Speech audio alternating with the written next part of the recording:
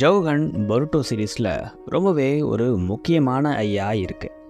இந்த ஐ பொருட்டோக்கு கிடைக்க போகுதுன்னு எல்லாருக்குமே தெரியும். ஆனால் இது எப்போ அவேக் ஆகும், எப்படி அவேக் ஆகுங்கிறத பற்றின ஒரு தியரியை தான் இந்த வீடியோவில் பார்க்க போகிறோம். ஜவுகன்னா பியூர் ஐன்னு அர்த்தம்.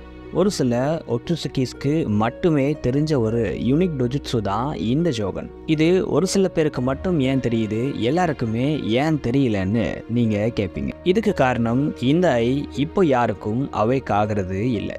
இது ரொம்ப ரொம்ப ரேரான டொஜுட்சுன்னு உராஷிகி சொல்லியிருப்பாரு. இந்த ஐ ஒரு ட்ரபிள்சமான ஐன்னு சொல்லியிருப்பாரு.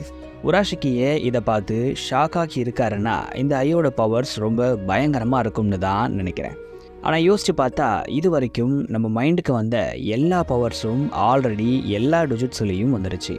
Manipulation, reality rewriting, omnipotence, reflection, teleportation, portal opening, future சைட்னு எல்லாமே நிறைய டொஜுட்ஸில் கொடுத்துட்டாங்க.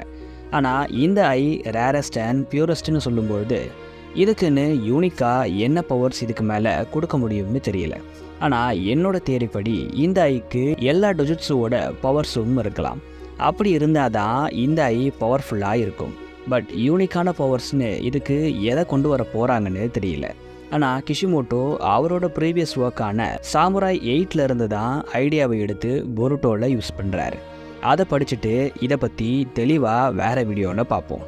சரி, இந்த ஜோகன் பொருட்டோக்கு எப்போ அவேக் ஆகும்னு பார்ப்போம். இந்த ஜோகனை அனிமேல ஷிஞ்சுட்சுன்னு கன்ஃபார்ம் பண்ணியிருக்காங்க. பொதுவாக ஷிஞ்சுட்சு ஒருத்தருக்கு நியர் டெத் எக்ஸ்பீரியன்ஸ் அப்போ தான் அவேக் ஆகும்னு ப்ரீவியஸ் சாப்டரில் சொல்லியிருக்காங்க. இதுபடி பார்த்தா பொருட்டோ ஆல்ரெடி ஜோகனை அவேக் பண்ணி இருக்கணும். ஏன்னா பொருட்டோ இப்போ வர 2 தடவை நியர் டெத்தை எக்ஸ்பீரியன்ஸ் பண்ணி இருக்காரு. ஆனால் ஜோகன் இப்போ வரைக்கும் அவேக் ஆகலை. ஒரு தடவை மோமோஷிக்கி ஹீல் பண்ணிட்டாரு, இன்னொரு தடவை லீஃப் மெடிக்கல் நிஞ்சாஸ் பொருட்டோவை ஹீல் பண்ணிட்டாங்க. இதில் மோமோஷிக்கி கர்மா கம்பஸ் டேட்டாவை யூஸ் பண்ணி பொருட்டோவை காப்பாற்றிருப்பார். ஆனால் இதிலேயே நிறைய மிஸ்ட்ரி இருக்குது. அதில் முதல் விஷயம், கோஜி மாதிரி மோமோஷிக்கியாலையும் ஃப்யூச்சரை பார்க்க முடியும். அப்படி ஒரு இந்த ஜோகனை அவேக் ஆகிறத பார்த்துட்டு தான் பொருட்டோக்கு இது நடக்கக்கூடாதுன்னு அவரோட கர்மா டேட்டாவை யூஸ் பண்ணாரான்னு தெரியல. ஏன்னா மோமோஷிக்கி இப்படி பண்ணுற ஆளே கிடையாது. இப்போ மோமோஷிக்கி ஏன் பொருட்டோவோட ஜோகன் அவேக்கனிங்க தடுக்கணும்னு ஒரு கேள்வி வருது. இதுக்கு காரணம் ஜோகனோட பவர்ஸ் தான். ஜோகனால் மோமோஷிக்கியை பொருட்டோ கிட்டேருந்து எக்ஸ்ட்ராக்ட் பண்ண முடியும்னு நினைக்கிறேன். இதனால் கூட மோமோஷிக்கி பொருட்டோ ஜோகனை அடையக்கூடாதுன்னு நினைக்கலாம். ஆனால் ஒரு கட்டத்தில் பொருட்டோ இந்த ஜோகனை அவேக் பண்ண தான் போகிறாரு.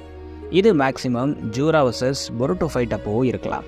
ஏன்னா ஜூராவால் தான் இப்போது பொருட்டோக்கு டேஞ்சர்னு ஆல்ரெடி கோஜி சொல்லியிருக்காரு.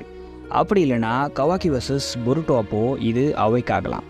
ஏன்னா பொருட்டோக்கு ஏற்படுற எல்லா சஃபரிங்ஸும் கவாக்கியோட தான் கனெக்ட் ஆகுது.